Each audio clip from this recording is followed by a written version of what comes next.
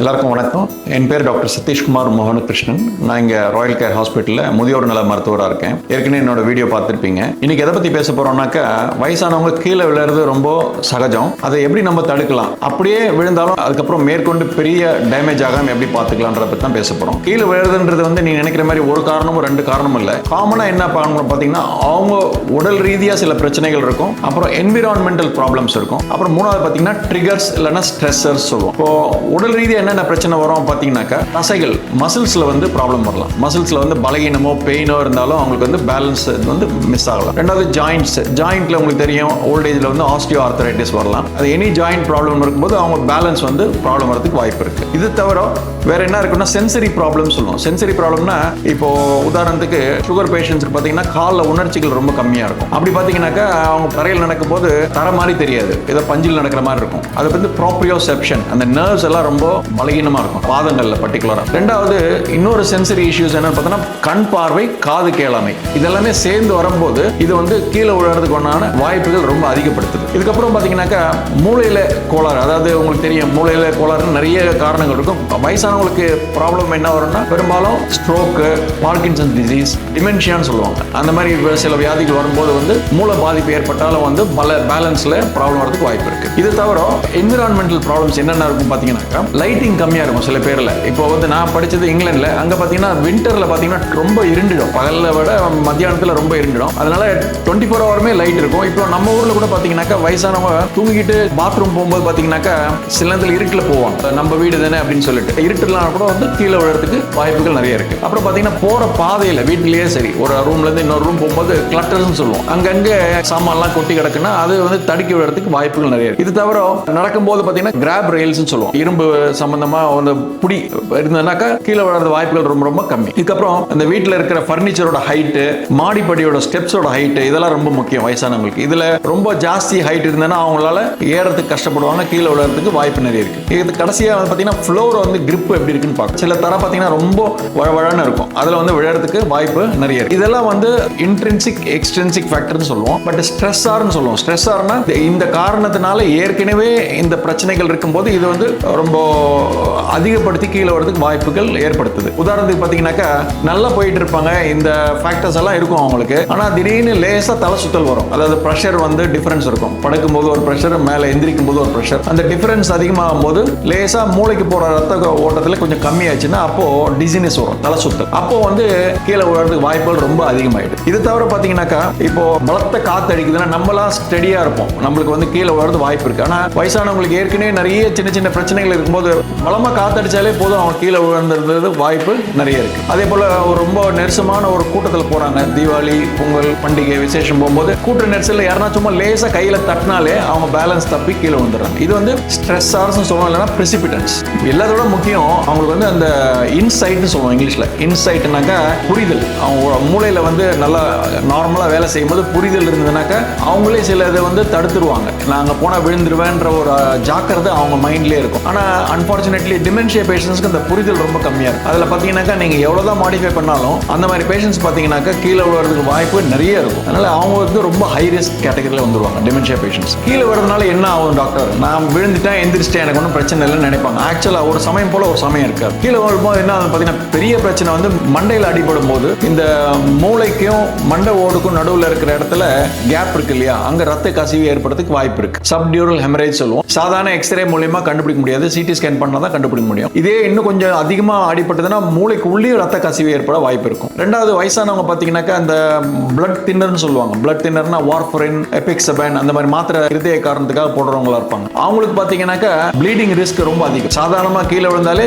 Bleeding ஆகிறது ரொம்ப ஜாஸ்தி. இது வந்து ஒரு பக்கம். இன்னொரு பக்கம் பாத்தீங்கன்னா கால், பெரும்பாலும் வந்து பாத்தீங்கன்னா கீழே விழும்போது அவங்களுக்கு ஃபிராக்சர் ஆகிற இடம் என்னன்னு பாத்தீங்கன்னாக்கா இடுப்பு, நெக் ஆஃப் ஃபீமர் ஃபிராக்சர் சொல்லுவாங்க. அது வந்து எமர்ஜென்சி. அந்த மாதிரி ஆச்சுனாக்கா 36 மணி நேரத்துக்குள்ள ஆபரேஷன் பண்றது ரொம்ப ரொம்ப முக்கியம். அந்த மாதிரி ஆச்சுனாக்கா நம்ம டாக்கே வந்து இந்த மாதிரி கீழே விழாம தடுக்கிறது எப்படின்றது பெரும்பாலும். அப்படியே விழுந்துச்சுன்னா அஜாக்கிரதையா வீட்டிலேயே இருக்காம முதலுதவிக்காக கண்டிப்பா அவங்களுக்கு இடுப்புல வலி இருக்கு விழுந்த அப்புறம்னா தயங்காம ஒரு எக்ஸ்ரே எடுத்து பார்க்கறது ரொம்ப ரொம்ப அவசியம். அங்க ஃபிராக்சர் ஆகலாம், இல்ல மணிக்கட்டுல ரிஸ்ட் ஃபிராக்சர் ஆகலாம், இல்லைன்னா முதுகு எலும்புல ஃபிராக்சர் ஆகலாம். இது மூணு தான் வந்து ஃப்ரெஜிலிட்டி ஃபிராக்சர் சொல்லுவோம் வயசானவங்களுக்கு. ஏன்னா போன்ஸ் பலகீனமா இருக்கனால வரதுக்கு வாய்ப்பு. இதெல்லாம் கீழே விழுறதுனால ஏற்படுற விளைவுகள். இது மட்டும் இல்லாம கீழே விழுந்த அப்புறம் என்ன, இப்போ எலும்பு முறிவாயிருச்சுனாக்கா ஆப்ரேஷன் பண்ணோம், நம்ம நடக்க வச்சிடலாம் ஒரு நாள்ல. லேட்டா டயக்னோஸ் பண்றாங்க, ஆப்ரேஷன் பண்ணலன்னா படுத்த படுக்கை ஆயிட்டாங்கன்னாக்கா அதுல நிறைய சிக்கல் வரும். ஏன்னா பெட் சோர் வரலாம், அப்புறம் லங் இன்ஃபெக்ஷன் வரலாம். ஏன்னா படுத்துட்டே இருக்கும்போது மூச்சு குழாயில வந்து காத்து ஒழுங்கா போவதனால ஹைப்போஸ்டாட்டிக் நிமோனியான்ற ப்ராப்ளம் வரலாம். இது இல்லாம வறட்சி ஏற்படலாம். ஏன்னா அவங்களுக்கு வந்து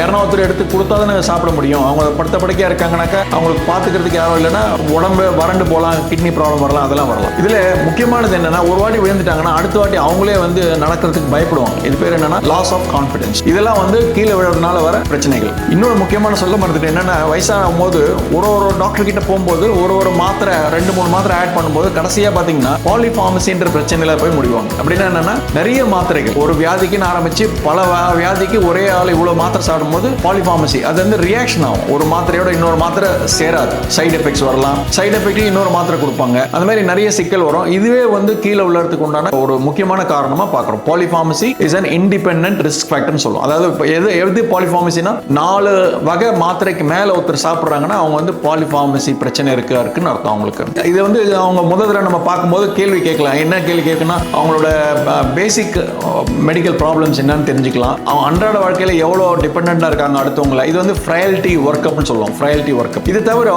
கீழே விழும்போது யாருன்னா விட்னஸ் இருந்தாங்கன்னா ரொம்ப முக்கியம். இப்போ விழும்போது சுயநினைவு இழந்தாங்களா, இழக்கலையா, இல்ல சுயநினைவு இழக்கிற சூழ்நிலையில இருந்தாங்களா, சிங்கோப்னு சொல்லுவாங்க. அந்த வகையில பார்க்கலாம். இது தவிர சடனா இதெல்லாம் சேஞ்ச் இருந்ததா, நேற்று வரைக்கும் நல்லா சாப்பிட்டு இருந்தாங்க, இன்னைக்கு வந்து சாப்பிடுறது இல்ல, முழுங்க முடியல, ஒரு பக்கம் ஒரு கை கால் வணங்காம போயிடுச்சு, இது வந்து ஸ்ட்ரோக்கோட அறிகுறி. இல்ல அவங்களுக்கு வந்து அந்த பார்க்கின்சன் டிசீஸோட பிரச்சனைகள், கை வந்து இப்படி சம்பந்தம் இல்லாம அவங்க கண்ட்ரோல் இல்லாம கை உதறல் இருக்கும், ரொம்ப ஸ்டிஃபா இருக்கும், இதெல்லாம் வந்து பார்க்கின் டிசீஸோட அறிகுறி. ஸோ இது வந்து ஹிஸ்டரியில கேட்கலாம் உங்களுக்கு இந்த ப்ராப்ளம்லாம் இருக்கு. எக்ஸாமினேஷன் ரொம்ப முக்கியம். இது வந்து டாக்டர்ஸுங்களுக்கும் நர்சஸுங்களுக்கும் ரொம்ப முக்கியமான ஒரு ஸ்லைட். இது இப்போ என்ன பண்ணுவோம் ஜென்ரலாக கீழே விழாம நம்ம செக்கப்க்கு வராங்க, விழாம பார்த்துக்கிறது எப்படின்ட்டு முன்கூட்டியே வராங்க அப்படின்னாக்கா அவங்களை எப்படி நடக்க வைப்போம்னாக்க ஒரு 6 மீட்டர் நடக்க வைப்போம். நம்ம உட்கார்ந்த சேர்ல இருந்து ஒரு 6 மீட்டர் போயிட்டு திருப்பி சேர்ல இருந்து உட்கார்ற மாதிரி. இது பேர் tug test, TUG, timed up and go test. இந்த 6 மீட்டர் வந்து நடக்கிறாங்கன்னா எவ்வளோ நிமிஷத்தில் எவ்வளோ செகண்ட்ஸில் நடக்கிறாங்க,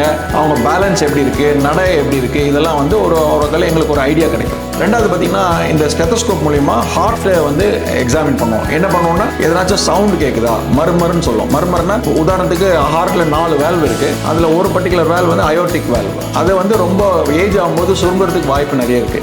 இப்படி இருக்கிற ஓட்டை இப்படி ஆகும்போது ரத்தம் போகும்போது என்ன ஆகுதுனாக்கா கொஞ்சம் வேகமாக போகும்போது அந்த சவுண்ட் ஏற்படுது, அதுதான் மர்மர்னு சொல்லுவோம். அது நாங்கள் ஸ்டெத்தோஸ்கோப்ல வச்சு கண்டுபிடிச்சிடலாம் இவங்களுக்கு வந்து அந்த வியாதி இருக்கா இல்லையான்னு சொல்லிட்டு. அப்படி சந்தேகம் இருக்குனாக்கா நாங்கள் எக்கோகார்டியோகிராம் பண்ணி அதுக்கு உண்டான டயக்னோசிஸ் பண்ணால் ட்ரீட் பண்ணாக்கா அந்த வியாதியிலேருந்து குணப்படுத்திடலாம் அவங்களுக்கு. ரெண்டாவது பார்த்தீங்கன்னா இப்போ நாடி வந்து பல்ஸ் ரெகுலராக இருக்கா இல்லை வந்து எராட்டிக்காக இருக்கா, இர்ரெகுலராக இருக்கா, அது ஒன்று. முக்கியமானது என்னென்னா பிளட் ப்ரெஷர். இப்போ நாங்கள் எங்கள் டிபார்ட்மெண்ட்டில் பார்த்தீங்கன்னா முதியோர் நல மருத்துவத்தில் ப்ரெஷர்னா 3 ப்ரெஷர் பார்ப்போம். எப்படின்னா பேஷண்ட் வந்தோடனே படுக்க வச்சுட்டு ஒரு 5 நிமிஷம் படுக்க வச்சுட்டு ஒரு ப்ரெஷர் பார்ப்போம், நிற்க வச்சு ஒரு 30 செகண்டில் ஒரு ப்ரெஷரும், நிற்க வச்சு ஒரு 2 நிமிஷத்துக்கு அப்புறம் ஒரு ப்ரெஷர், 3 ப்ரெஷர் பார்ப்போம். ஏன் அப்படி பார்க்குறோம்னா இந்த ஆர்த்தோஸ்டாட்டிக் ஹைப்போடென்ஷன் OH அப்படின்வாங்க. அதில் வந்து படுக்கும்போது ஒரு ப்ரெஷர் நிற்கும் போது குறையுதுன்னா 20 பாயிண்ட் குறையுதுன்னா அவங்களுக்கு வந்து கீழே விழுறதுக்கு வாய்ப்பு நிறைய. அதுக்கு நிறைய காரணம் இருக்கு. டீஹைட்ரேஷன், மாத்திரைனால வருது, சில நேரத்தில் ரொம்ப ஹார்மோன் கோளாறுனால வரும், அடிசன்ஸ் இன்சஃபிஷியன்சின்னு சொல்லுவோம், அடினல் இன்சஃபிஷியன்சி சொல்லுவோம். அந்த மாதிரி டயபிட்டிஸ், ரொம்ப அட்வான்ஸ் டயபிட்டிஸ்ல ஆட்டோனாமிக் டிஸ்ஃபங்க்ஷன், நரம்புகள்லாம் ரொம்ப தளர்ச்சி ஏற்படும், அதனால கூட அந்த மாதிரி வரதுக்கு வாய்ப்பு நிறைய இருக்கு. இது தவிர என்ன பண்ணணும்னா மஸ்குலோஸ்கெலிட்டல் எக்ஸாமினேஷன் ரொம்ப முக்கியம். அதாவது அவங்க பாதத்தை பார்க்கணும். பேஷண்ட் ஃபுட்வேர் போட்டிருந்தாங்க, சாக்ஸ் போட்டிருந்தாங்க, எல்லாத்தையும் கைட்டிட்டு பாதம் எப்படி இருக்குன்னு பார்க்கணும். ரெண்டாவது ஃபுட்வேரும் பார்க்கணும். சில பேர் பார்த்தீங்கன்னாக்கா ரொம்ப ஹை ஹீல்ஸ் போடுவாங்க, அதெல்லாம் வந்து ரிஸ்க் அதிகம், கீழே விழுறதுக்கு உண்டான ரிஸ்க் அதிகம். அப்புறம் பார்த்தீங்கன்னா ஜாயிண்ட், முக்கியமான ஜாயிண்ட் எதுனாக்கா ஹிப் ஜாயிண்ட், நீ ஜாயிண்ட், ஆங்கிள் ஜாயிண்ட். இதில் எதனாச்சும் ஸ்டிஃப்னஸ் இருக்கா, டிஃபார்மிட்டி இருக்கா, இல்லை அது ஸ்டேபிளாக இருக்கா ஜாயிண்ட்ஸ், இது 3 வகையில் நம்ம ஜாயிண்ட்ஸை பற்றி பார்க்கணும். அப்புறம் நரம்பு ரிலேட்டட் டெஸ்ட் வந்து பார்த்தீங்கன்னாக்கா ஸ்ட்ரோக்கோட அறிகுறி இருக்குதா, பழைய ஸ்ட்ரோக் இருக்கும்போது எவ்வளோக்கு இம்ப்ரூவ் ஆயிருக்காங்க, பார்க்கின்சன்ஸ் டிசீஸ் அறிகுறி இருக்கா, மூளையில் சில இடம் இருக்கும் செரிபெல்லம்னு சொல்லிட்டு, அதோட பாதிப்பு எதனா இருக்கா, இதெல்லாம் நாங்கள் நரம்பு டெஸ்ட் பண்ணும்போது இதை நம்ம கண்டுபிடிச்சிடலாம். இது தவிர வந்து அவங்களுக்கு ஞாபகம் மறதின்றது அவங்களா வாலண்டியர் சொல்ல மாட்டாங்க. நம்ம வந்து அதை சில கேள்வி கேட்டு சில படம்லாம் வரைஞ்சி மோக்கான ஒரு டெஸ்ட் இருக்கு, அந்த மாதிரி சில பாயிண்ட்ஸ் எல்லாம் ஸ்கோர் பண்ணினாக்கா அப்போ அவங்களுக்கு டெமென்ஷியா இருக்குதா இல்லையா அப்படிங்கிறது நம்மளுக்கு தெரிய வரும். கடைசியாக எல்லாம் பண்ணணும், விஷன் எக்ஸாமினேஷன் பண்ணணும். கண் பார்வை எப்படி இருக்கு, ரெட்டை பார்வை இருக்கா, ஒரு கண்ணில் நல்லா தெரியுது, ஒரு கண்ணில் கம்மியாக தெரியுது, கண்ணாடி போடுவாங்களா. முக்கியமான என்னன்னாக்கா இது ஏற்கனவே அவங்களுக்கு கண் பார்வையில் எதனா ப்ராப்ளம் இருக்கா இல்லை புதுசாக எதனா ப்ராப்ளம் இருக்கான்னு அதுக்கேற்ற நம்ம நம்ம நெக்ஸ்ட் லெவல் ஆஃப் டெஸ்ட் நம்ம பண்ணலாம். இப்போ கீழே விழாமல் இருக்கிறதுக்கு என்னென்ன டெஸ்ட் பண்ணலாம் அப்படின்னா, சாதாரண பிளட் டெஸ்ட் பண்ணுவோம். யூசிஜி கம்பல்சரி, எல்லாருக்கும் ஒரு பேஸ்லைன் இசிஜி பண்ணணும். பிளட் டெஸ்ட்டில் பார்த்தீங்கன்னாக்கா normal haemoglobin count, B12, folic acid, அப்புறம் thyroid test, sugar related test, kidney related test, இதெல்லாம் பண்ணலாம். Calcium, magnesium, phosphate, vitamin D ரொம்ப முக்கியமான ஒரு டெஸ்ட். இப்போ சில ஸ்பெசிஃபிக் டெஸ்ட் பண்ணுவோம். இது நான் சொன்னது பிளட் டெஸ்ட் எல்லாருக்கும் பண்ணுறது. ஸ்பெசிஃபிக் டெஸ்ட் வந்து அவங்க இப்போ ஃபார் எக்ஸாம்பிள் வந்து மர்மர் இருக்குன்னா அவங்களுக்கு எக்கோகார்டியோகிராம் பண்ணணும். இசிஜியில் ரிதம் ப்ராப்ளம் இருக்குன்னா அவங்களுக்கு ஹோல்டர்னு ஒரு டெஸ்ட், அதாவது இசிஜியை வந்து கண்டினியூஸாக ரெக்கார்ட் பண்ணுறது, 48 மணி நேரத்துக்கு ரெக்கார்ட் பண்ணுறது. சில நேரத்தில் இதில் எல்லாமே நார்மலாக இருக்குது, அப்படியும் அவங்களுக்கு வந்து மயக்கம் இருக்குது, தலை சுத்தல் இருக்குனாக்கா டில் டேபிள்னு ஒரு டெஸ்ட் இருக்குது. டேபிளில் படுக்க வச்சு அதை அவங்க ஸ்ட்ராப்லாம் போட்டு கீழே விழாத மாதிரி பண்ணிட்டு அந்த டேபிளில் வேற ஆங்கிளில் எடுத்து ப்ரெஷர் ரெக்கார்ட் பண்ணுவாங்க, ஹார்ட் ரேட் ரெக்கார்ட் பண்ணுவாங்க. இப்போ அடுத்தது எப்படி நம்ம வந்து இதை தடுக்கலாம் இன்டர்வென்ஷன் அப்படின்னா, அவங்க சாப்பிட்ற மாத்திரைகளை உன்னிப்பாக பார்க்கணும். எது தேவை, எது தேவையில்லை, எதை நிறுத்தலாம், இதெல்லாம் பார்க்கணும். அதே போல் இந்த பிளட் ப்ரெஷர் ட்ராப் இருக்கு சொன்னேன் இல்லைங்களா, அதை ட்ரீட் பண்ணுறதுக்கு நிறைய என்ன காரணத்தினால அந்த பிளட் ப்ரெஷர் ட்ராப் ஆகுதுன்னு தெரிஞ்சுன்னா அதை நம்ம குணப்படுத்தலாம். முக்கியமான இந்த ஃபிசியோதெரப்பி வந்து ஸ்ட்ரென்த் அண்ட் பேலன்ஸ் ட்ரைனிங் பண்ணுவாங்க. அது வந்து அவங்களோட ரோல் ரொம்ப ரொம்ப முக்கியம் இதில் ஃபால்ஸ் ப்ரிவென்ஷனில். அது அவங்க டீட்டெயிலாக சொல்லுவாங்க. எப்படி எந்த குரூப் ஆஃப் மசில் வீக்காக இருக்கோ அந்த குரூப் ஆஃப் மசிலுக்கு என்னென்ன எக்ஸசைஸ் பண்ணலாம்னு சொல்லி தான் தருவாங்க. ஆனால் எக்ஸசைஸ் பண்ண வேண்டிய கடமை வந்து பேஷண்ட்டுக்கு, அதை ஞாபகப்படுத்த வேண்டிய கடமை வந்து அவங்க ஃபேமிலிக்கு. அப்புறம் கரெக்டான வாக்கிங் எய்டு. நம்ம வந்து வளர நம்மளுக்கு வாக்கிங் எய்டெல்லாம் தேவைப்படும். குழந்தைங்களுக்கு அம்மா அப்பா கைப்பிடிச்சு நடக்கிறாங்க. நம்ம நார்மலாக இருக்கிற போது யங் அடல்ட்ஸ்க்கு நம்மள வயசு இருக்கவங்களுக்கு இந்த தடியெல்லாம் தேவைப்படுது. ஆனால் வயசு ஆக பேலன்ஸ் தப்பும் போது அவங்களுக்கு நிறைய வகையான வாக்கிங் எய்டு தேவைப்படும். எந்த வகைன்றது அந்தந்த பேஷண்ட்டை பொறுத்து இருக்குது. அப்ரோப்ரியேட் வாக்கிங் எய்ட் கொடுக்கும்போது அவங்களுக்கு அந்த பேலன்ஸ் வந்து நல்லா இம்ப்ரூவ் ஆகிறதுக்கு வாய்ப்பு இருக்குது. அப்புறம் மெடிக்கல் கண்டிஷன் சொன்னா இல்லைங்களா, பார்க்கின்சன் டிசீஸ், சில வியாதி வந்து நாளாக மோசமாகிட்டு தான் போகும். பட் அட்வான்ஸ் டெக்னாலஜினால மருந்து கொடுக்கறதுனால கொஞ்சம் கண்ட்ரோல் பண்ணி வச்சிருக்கலாம். பார்க்கின்சனாக இருக்கலாம், டிமென்ஷியாவாக இருக்கலாம், ஸ்ட்ரோக்காக இருக்கலாம், இதுக்கெல்லாமே வந்து மருந்து சாப்பிட்றது ரொம்ப ரொம்ப முக்கியம். ஏற்கனவே சொல்லியிருந்தோம், கண் பார்வை ஒன்று. ரெண்டாவது, நிறைய பேர் கிளாஸ் போடுவாங்க ஏஜ்ல. அதில் பைஃபோக்கல், வெரிஃபோக்கல்னு இருக்கும். அதாவது கிட்ட பார்வை, தூர பார்வைன்னு. நடக்கும்போது மட்டும் அந்த மாதிரி லென்ஸ் போடுறதை அவாய்ட் பண்ணணும். பைஃபோக்கலோ வெரிஃபோக்கல் போடுறது அவாய்ட் பண்ணணும். ஸோ இப்போ அதையும் நம்ம இவ்வளோ சொல்லியிருக்கோம் ஃபால்ஸ் தடுக்கணும்னு. பட் ஆனால் அதையும் மீறி கீழே விழுறதுக்கு வாய்ப்பு நிறைய இருக்குது. அந்த மாதிரி ஆகும்போது டேமேஜ் எப்படி ரொம்ப கம்மி பண்ணலாம் அப்படின்னா, ஃபஸ்ட்டு ஸ்டெப்பை வந்து அவங்களோட போன்ஸை ப்ரொடெக்ட் பண்ணணும். அதாவது ஆஸ்டியோபோரோசிஸ்னு ஒரு வியாதி இருக்குது. அதில் எப்படின்னா, வயசானவங்களுக்கு பர்டிகுலர்லி விமென்க்கு வந்து போன்ஸ் பலகீனமாக இருக்கும், சாக் பீஸ் மாதிரி டப்புன்னு உடஞ்சிடும். அதை தடுக்கிறதுக்கு ஃபஸ்ட்டு வைட்டமின் டி லெவல் சரி பண்ணணும், கால்சியம் டெய்லி சாப்பிடணும். அதுக்குன்னு சில மாத்திரைகள்லாம் இருக்குது ஆஸ்டியோபோரோசிஸ். அலன்ட்ரோனிக் ஆசிட், ஜோலிட்ரோனிக் ஆசிட், அந்த மாதிரி நிறைய பைமெட்ரோனிக் ஆசிட், நிறைய மருந்துகள் இருக்கு. இதெல்லாம் வந்து ரெகுலரா கொடுக்கும்போது போன்ஸை ஸ்ட்ரென்தன் பண்ணலாம். சில பேருக்கு வந்து அலன்ட்ரோனிக் ஆசிட் கொடுக்க முடியாது, அவங்க சிவியர் கிட்னி ஃபெயிலியர் அந்த மாதிரி இருக்கலாம். அவங்களுக்கு வந்து இன்னுமே சில மருந்துகள் இருக்கு, 6 மாசத்துக்கு ஒரு இன்ஜெக்ஷன் போடுற மாதிரி இருக்கு. டெனுசுமேப்னு ஒரு இன்ஜெக்ஷன் இருக்கு, அது போட்டு அவங்களுக்கு சரிப்படுத்தலாம். அப்புறம் முக்கியமா கீழே விழுந்துட்டாங்க எப்படி எந்திரிப்பாங்க அது வந்து சொல்லி விடுவாங்க, பிசியோதெரப்பி சொல்லி கொடுப்பாங்க. தெரியாம விழுந்துட்டீங்க, விழுந்ததுலேருந்து எப்படி உடம்ப நல்லா பார்த்துட்டு நீங்களே அவங்களே எந்திரிக்கிற மாதிரி ஒரு டெக்னிக் சொல்லி கொடுப்பாங்க. அப்புறம் பார்த்தீங்கன்னா, இப்போ வயசானவங்க தனியாக இருப்பாங்க, ஏன்னா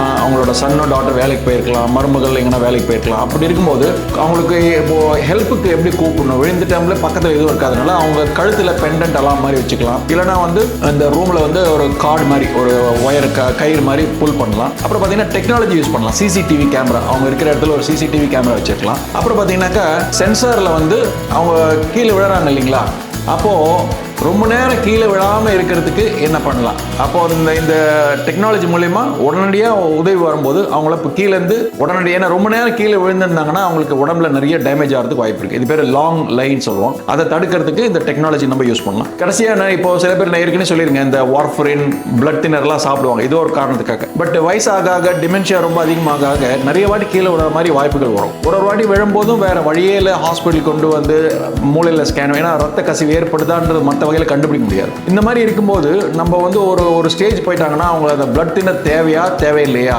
எது ரிஸ்க், இப்போ எல்லாத்துலேயுமே ரிஸ்க் பெனிஃபிட் பார்க்கணும். பிளட் தின்னர் கொடுக்கலன்னா ஸ்ட்ரோக்கோட ரிஸ்க் அதிகமாகுது. கொடுக்கும்போது இந்த மாதிரி கீழே விழுறதுனால ப்ளீடிங் ரிஸ்க் அதிகமாக இருக்குது. இதை வந்து ரெகுலராக ரிவ்யூ பண்ணும்போது ஒரு பாயிண்ட்ல வந்து நிறுத்துற மாதிரி வரும்.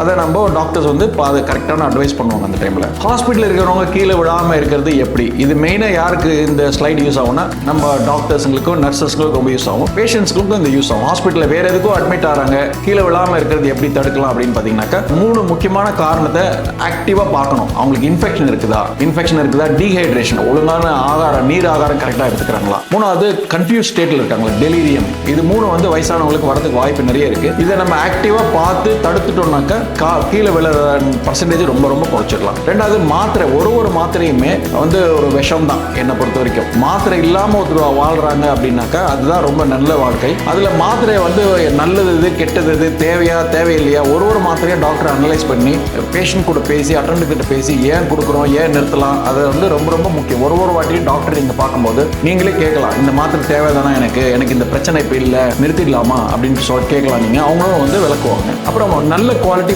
ஹாஸ்பிட்டல் எல்லா பேஷண்ட் வயசானவங்க எல்லாமே நல்ல குவாலிட்டி ஃபுட்வேர் கொடுக்கணும். ஒரு கவுன் எப்படி எல்லாருக்கும் கொடுக்குறோமோ அந்த மாதிரி ஃபுட்வேர் நல்ல ஃபுட்வேர் கொடுக்கணும். ரெண்டாவது பார்த்தீங்கன்னாக்கா அவங்களுக்கு தகுந்த வாக்கிங் எய்டு, ஏன்னா அவங்க நேற்று வரைக்கும் நல்லா இருந்திருப்பாங்க, கீழே விழுந்து எலும்பு ஃப்ராக்சர்னால வந்திருப்பாங்க. அப்போ பார்த்தீங்கன்னா இன்னிலிருந்து அவங்களுக்கு வாக்கிங் எய்டு டிஃப்ரெண்டாக தேவைப்படலாம். அது வந்து பிசியோதெரப்பியோ ஆர்த்தோபெடிஷனோ நானோ யாரோ சேர்ந்து ஆலோசனை பண்ணி அதுக்கு உண்டான வாக்கிங் எய்ட் கொடுப்போம். லைட்டிங் ரொம்ப முக்கியம். அதை வீட்டில் சொன்ன மாதிரி தான் ஹாஸ்பிட்டலையும் குட் லைட்டிங் இருந்தனாக்கா ஃபால்ஸ் நம்ம தடுக்கலாம். அதே போல் சில பேருக்கு யூரின் மோஷன் அடிக்கடி வர மாதிரி ஒரு ஃபீலிங் இருக்கும். ஏதோ ஒரு ரீசன்னால ஹாஸ்பிட்டல் வந்திருப்பாங்க, மாத்திரை கொடுத்ததுனால இருக்கலாம், இல்லை அவங்களுக்கு ஏற்கனவே இந்த பிரச்சனை இருக்கலாம்.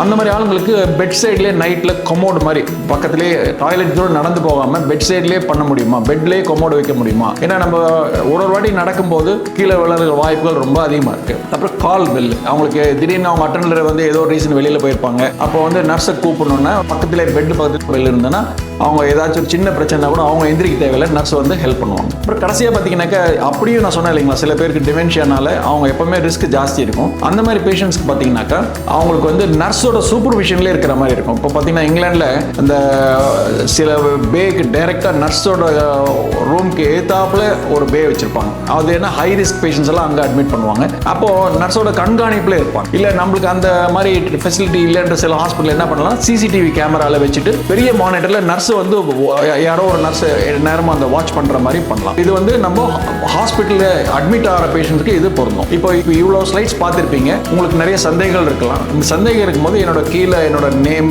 இமெயில் அட்ரஸ்லாம் கொடுத்துருப்போம், உங்கள் ஃபோன் நம்பர் கொடுத்துருப்போம். நீங்கள் நேரடியாக வந்து பார்க்கலாம், இமெயில் மூலமா சந்தேகம் கேட்கலாம். வாழ்த்துக்கள், நன்றி.